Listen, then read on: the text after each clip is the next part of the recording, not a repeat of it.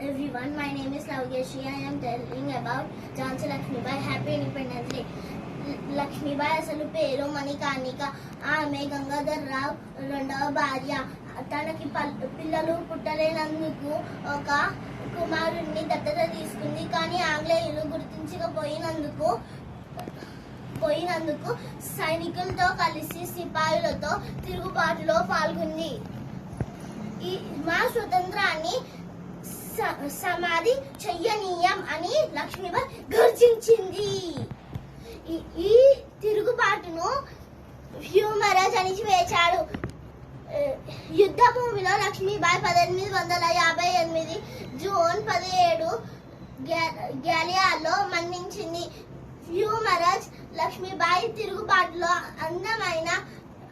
అందరిలోనూ తెలివైన అందమైన